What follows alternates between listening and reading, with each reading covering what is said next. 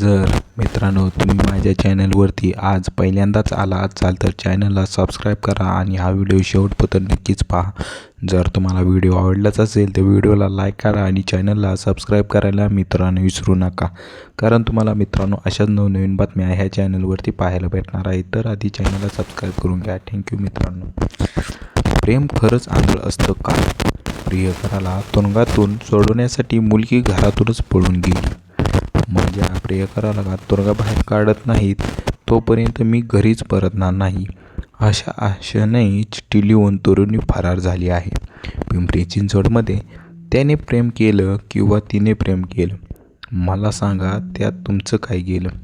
कवी मंगेश पाटगावकरांची ही कविता खूपच प्रसिद्ध आहे.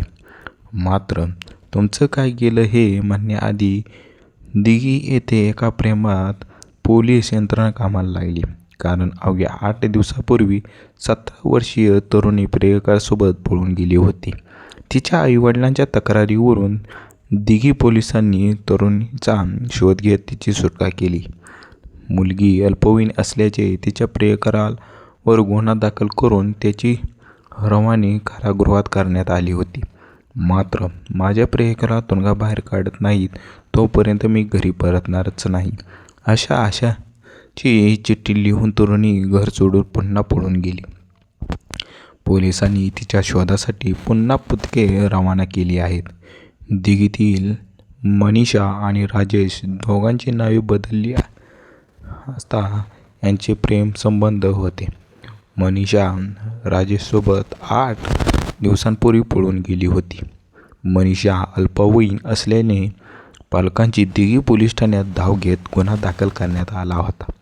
तात्काळ वरिष्ठ पोलीस निरीक्षक मच्छिंद्र पंडित यांनी मनीषाच्या शोधासाठी पथके रवाना केली आहेत. पोलिसांनी मनीषाची सुटका करून राजेशला ताब्यात घेतले. न्यायालयाच्या आदेशाने त्यांची परवानगी कारागृहात करण्यात आली.